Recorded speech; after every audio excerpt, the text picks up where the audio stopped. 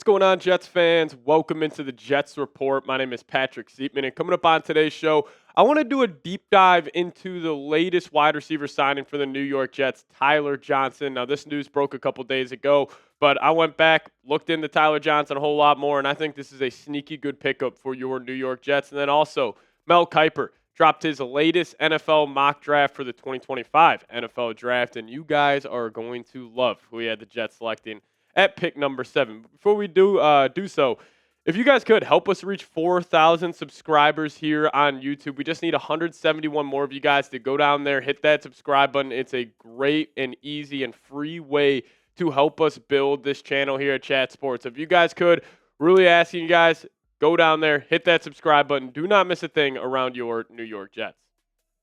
So the Jets roster move that broke this weekend was them signing wide receiver Tyler Johnson to a 1-year deal. Now, I'm a big fan of this move, and I'm not saying like, oh, Tyler Johnson's going to come in here and he's going to replicate what Devontae Adams did for the Jets this past season. I'm not saying that, but I love this move because a big reason why I am a Minnesota Golden Gophers football fan. I watched almost all of their games, and I remember when this guy was playing for the Golden Gophers, he was a stud. He was just a super, super smooth route runner. You know, he didn't have this crazy natural athletic ability, but what he was able to do with what just his God-given talents and abilities were, he got the most out of it. And always when I have players like that, you see prospects like that, I tend to kind of gravitate more towards them and having them replicate, their ability to the next level in the NFL. Now, listen, the production for Tyler Johnson over the last 4 years, it's not going to blow you away by any means. I mean, back in that 2021 season, with the Tampa Bay Buccaneers, actually,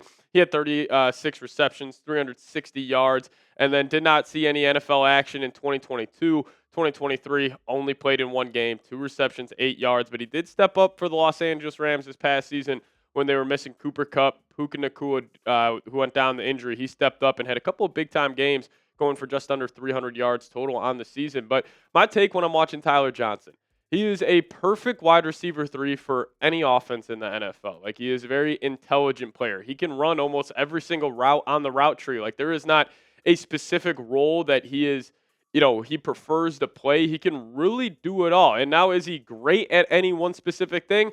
No, but he is good at just about everything at the wide receiver position. And one kind of game when I was going back and I was diving into Tyler Johnson was actually week 1 last season when he had a monster performance and mainly a monster catch against the Detroit Lions. It was late in the fourth quarter, 24-20 ball game. He took a little out route, put his foot in the ground, made a couple people miss, got north and south, and had a 63-yard catch, which was massive. But why I love that game so much in terms of talking about Tyler Johnson is he had to step up and take over for Puka Nacua, who went out. So he was supposed to be the wide receiver 3, wide receiver 4 in that offense. Puka Nacua goes down. He steps up and makes a huge play in a big-time spot because a lot of these guys in the NFL when they're on bad football teams, you can kind of just have, meaningless production. But that was a big-time game, Sunday Night Football. His star wide receiver goes down. Tyler Johnson takes it on the chin and says, hey, I'm going to go step in there.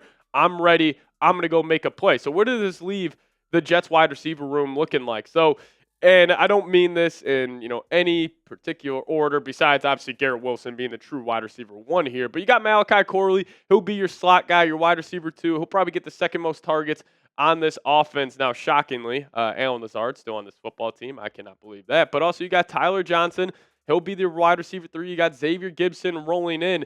And, this is a okay wide receiver group right now. Obviously, you could really improve at the wide receiver 2 and wide receiver 3 spot. But if you are able to draft a weapon at pick 7, being that guy right there, Tyler Warren, this unit is solid. Like, you don't need to have, like, a Cincinnati Bengals 1-2 combo, I think, at least with where the Jets are right now. You're kind of entering this rebuild. You're resetting the franchise, getting new players in the building, trying to establish a new culture. But this also leaves the door open for, like, hey, 2nd, 3rd, 4th, 5th round Jets, if they want to go take a wide receiver, maybe he pops and he's the wide receiver 2. That door is still open. But if you knock it out at pick number 7 with getting a weapon, like that guy right there, Tyler Warren, I mean, this just weapons unit on the Jets as a whole, I think just takes a huge, huge step up and is honestly one of the better ones in the AFC conference. But let's show Tyler Johnson some love on today's show.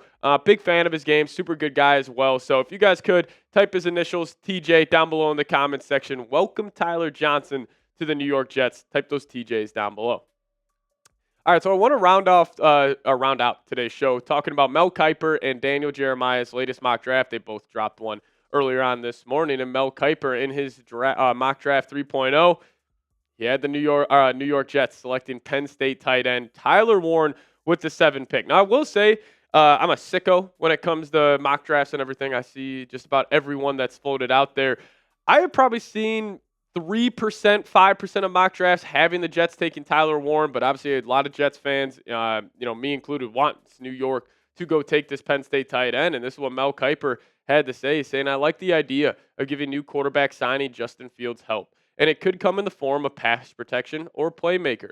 Missouri's Armin Membu would fit nicely at right tackle opposite Olu Fashanu, and that's one potential path for the Jets if the board falls this way. But consider how the Jets could use Warren. At Penn State, Warren lined up in just about every imaginable formation, and he produced from all of them. He's special with the ball in his hands, accumulating 700 of his 1,233 yards last season after the catch. He would be a reliable safety valve over the middle and a seam stretcher and a red zone target for Fields. And I totally agree with everything Mel Kiper's saying. And Jets, please, please, please, I need it on draft night. Nothing would make me happier once we see New York Jets are on the clock.